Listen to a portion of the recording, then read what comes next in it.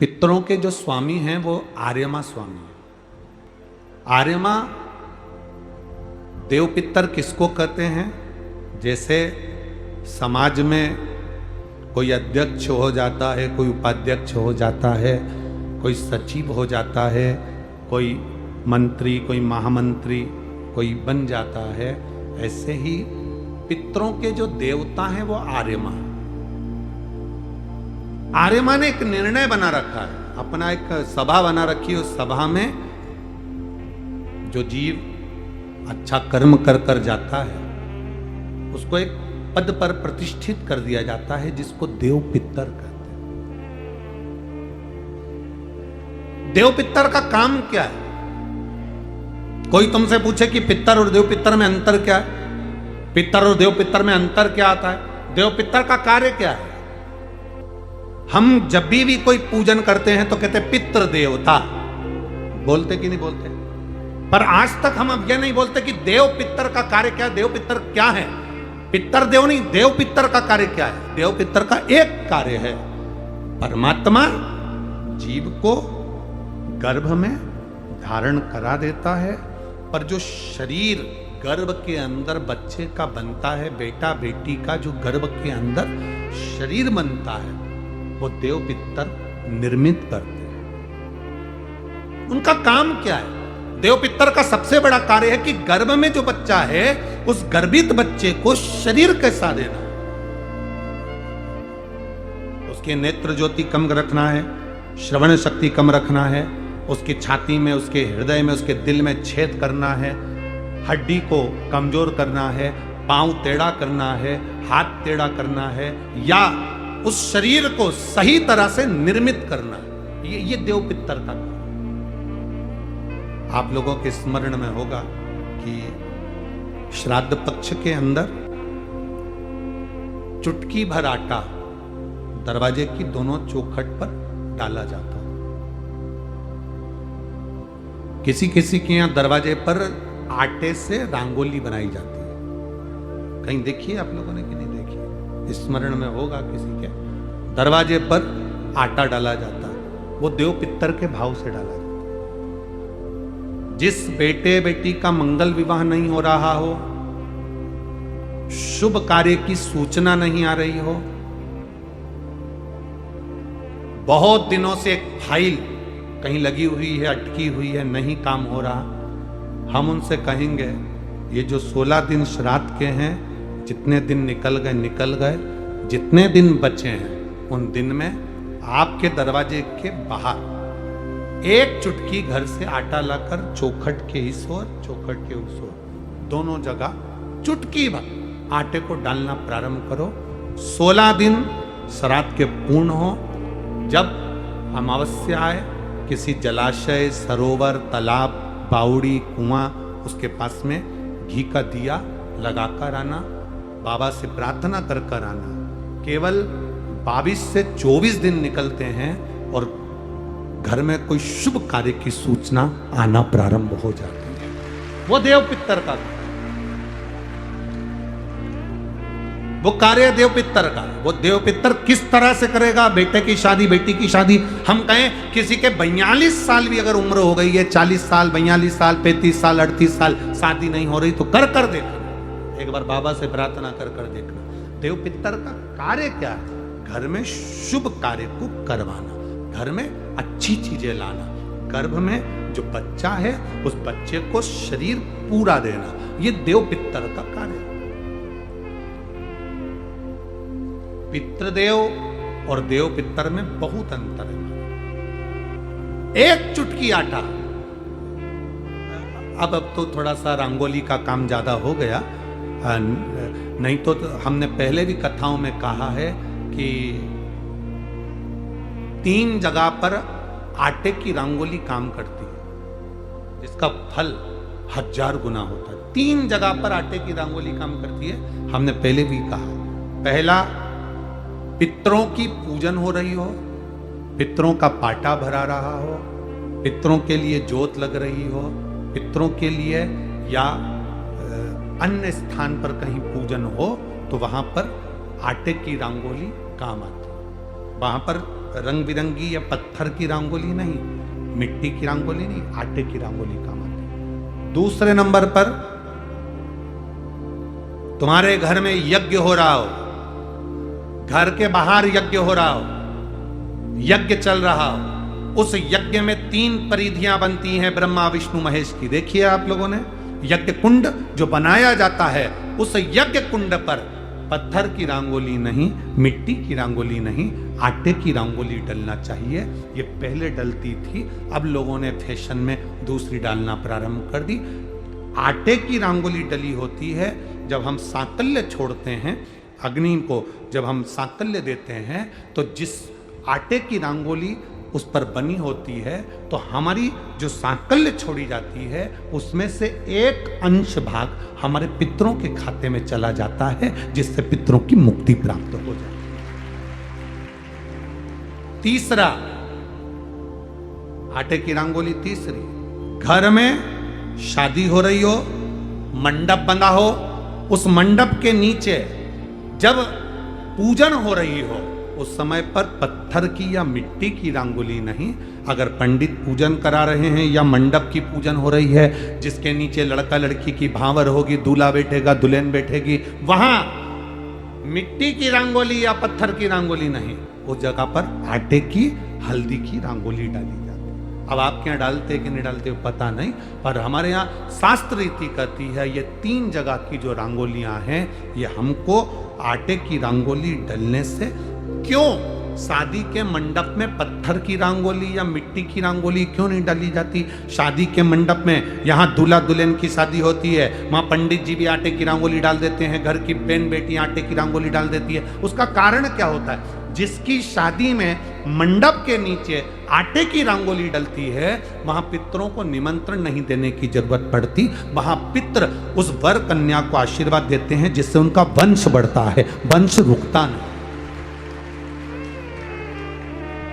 और ये निश्चित है, जिसकी शादी में, जिसके विवाह में आटे की रंगोली डलकर भांवर हुई होगी, उसके घर में संतान सुख रुक नहीं सकता, उसके यहाँ संतान का सुख होता ही है। जिसके यहाँ आजकल ये पत्थर रंगोली डाल देते हैं, डाल दिया और कह दिया बस, क्योंकि आजकल फैशन में तो दुनिया जी रही, तो आटे की रंगोली कौन डाले, तो वो फैशन में चल गया, तो संतान की प्राप्ति में भी थोड़ा सा, अब तुम देखो पहले का समय आज का समय कितना अंतर है हमारा। पहले के समय में संतान का सुख शादी के 1-2 साल में प्राप्त हो जाता था। आज के समय में संतान का सुख जब तक डॉक्टर के यहाँ दोनों जांच नहीं करा कर आ जाए, दिखा कर नहीं आ जाए, सब लोग कह रहे हैं डॉक्टर साहब जरा देखो संतान, डॉक्टर साहब बोले जांच करना पड़ेगी, बहू की भी जांच हुई, बेटे की भी जांच हुई, सब अच्छा है, उसके बाद भी संतान का सुख नहीं, उसके बाद भी संतान की प्राप्ति नहीं। शिव तत्व को जानिए। शिव महापुराण की कथा कहती है 3 जगह आटे की रंगोली की मूलता है। बोलेंगे आप लोग, पहला स्थान दरवाजे की चौखट, दूसरा स्थान बोलते जाओ जल्दी, यज्ञ कुंड, तीसरा स्थान शादी का मंडप, जहां पर भले चुटकी भर आटे की रंगोली बने, पर वो जरूरी है। 3 स्थान आटे की रंगोली के। ये उसी तरह है जैसे तुम्हारे दरवाजे पर तुम मोती की बंदरवाल लगा लो, चमकदार बंदरवाल लगा लो, हाथ से बनी हुई बंदरवाल लगा लो, पर जब तक तुम आम के पत्ते की बंदरवाल नहीं लगाते, तब तक घर में लक्ष्मी का प्रवेश नहीं होता। आम के पत्ते की बंदर, कहा गुरुजी आम के पत्ते की क्यों? तो शास्त्र कहता है, शिव महापुराण में उमाखंड कह रहा है, कामदेव आम के पल्लव में छुपकर बाण मार रहे थे। कहां छुपे थे? आम के पल्लव में, आम के पत्तों में छुपकर कामदेव बाण चला रहे। भगवान शंकर का जब तीसरा नेत्र खुला, कामदेव आम के वृक्ष पर भस्म हो गए, आम का वृक्ष जलने लगा, आम के पत्तों में अग्नि प्रकट होने लगी। तब वरुण देव आए और वरुण देव ने आकर हाथ जोड़कर निवेदन करा, बाबा बाबा। भोलेनाथ जी बोले क्या बात है वरुण? वरुण जी कहते हैं इस आम के वृक्ष ने तो कुछ नहीं बिगाड़ा, फिर ये क्यों जल रहा? आप कृपा करिए, दया करिए। शंकर भगवान ने वर प्रदान कर दिया, तूने मेरी दृष्टि का तेज ग्रहण करा है, मैं तुझे वर देता हूं। जिसके दरवाजे पर आम के पल्लव की बंदरवाल बंधती है, उसके घर में मेरी दृष्टि सदा पड़ी रहती है, वहां रोग व्याधि दुख नहीं आता। अब तो आम के पत्ते गायब हो गए और आम के पत्ते की जगह प्लास्टिक के आम के पत्ते बनकर आ गए और लोगों ने उसी प्लास्टिक के आम के पत्ते की बंदरवाल बांध दी। महाराज, आम के पल्लव पर शंकर की दृष्टि पड़ी क्योंकि कामदेव जलकर भस्म हुआ था उसी आम के पल्लव पर बैठकर। शिव कथा कर रही है, भगवान शंकर का संवाद कर रहा है, भगवान शंकर का स्मरण कर रहा है। जब सुप्रिया ने अपने पुत्र से कहा, वृषकेतु से कहा कि शिव भक्ति से भगवान शंकर को एक लोटा जल जब हम पितृपक्ष में भी समर्पित करते हैं तो हमारे पूर्वजों को वो जल प्राप्त होता है। शिव महापुराण की कथा कहती है, पितरों के स्वप्न का वर्णन किया गया शिव महापुराण में। पितृ, मरे हुए व्यक्ति जो चला गया, वो व्यक्ति तुम्हें रोता हुआ नजर आ रहा है तो समझ लेना कि घर में कोई व्याधि, कोई तकलीफ, कोई कष्ट आने वाला है। पितृ अगर रोते दिख रहे हैं तो व्याधि, कष्ट आने वाला है। पितृ हंसते हुए नजर आ रहे हैं तो समझ लो कोई सुख की घड़ी हमारे यहां आने वाली। और पितृ स्वप्न में अगर कह रहे हैं कि मुझे भूख लग रही है, प्यास लग रही है, पानी पिला दो, भोजन करा दो, समझ लो घर में कोई बड़ी बीमारी प्रवेश करने वाली है। उस बीमारी का प्रवेश हमारे घर में हो रहा है। पितृ गए हुए जीव, पितृ घर में अगर भ्रमण करते नजर आ रहे हैं, पूरे घर में घूमते हुए नजर आ रहे हैं, छत पर, कमरे में, कक्ष पर, अपने परिंदे पर, रसोई घर में काम करते नजर आ रहे हैं, व्यापार में, व्यवसाय में पितृ भ्रमण करते, जो गया हुआ जीव है वो घूमता नजर आ रहा है, तो शिव महापुराण की कथा कहती है उस जीव को कुछ करने की जरूरत नहीं पड़ती। पितृ घूमते हुए जब नजर आते हैं, जब हमारे पितृलोक में आराम से निवास करते हैं और आनंद से रहते हैं। 4 तरह के स्वप्न हैं, रोता हुआ देखना, हंसता हुआ देखना, भ्रमण करते हुए देखना, भूख और प्यास में व्याकुल देखना। इन चारों स्वप्न के लिए शिव महापुराण की कथा कहती है ये 4 स्वप्न पितरों के। आप में से ऐसा नहीं कि कोई के सपने में नहीं आते। किसी को लगता है मेरे पीछे कोई आ रहा है, रात को एकदम सो रहे हो और सोते सोते भरचक नींद में सो रहे हो और एकदम तुम्हारी नींद झपट कर कोई स्वप्न देखते देखते या अचानक एकदम चटकार खुल जाए, समझ लेना कि कोई पितृ की कृपा आप पर हुई है, कोई अनहोनी होने वाली थी, इसलिए उसने जगा दिया, जगा कर तुमको चेता दिया। ये पितृ कृपा से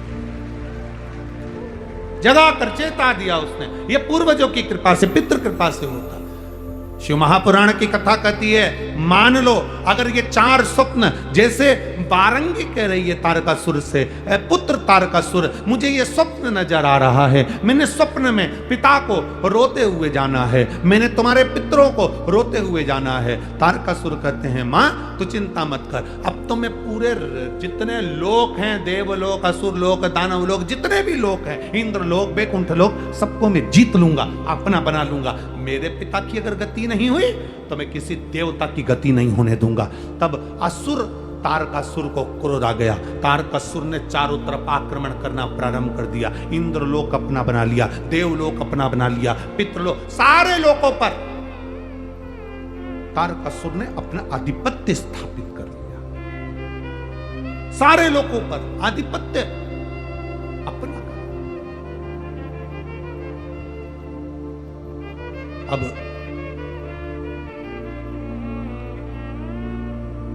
सभी लोग पर जब तारकासुर ने अपना आधिपत्य स्थापित कर लिया, तब आखिरी में तारकासुर एक ऋषिवर यज्ञ कर रहे थे। बारंगी के कहने पर तारकासुर उस ऋषि के पास चले गए।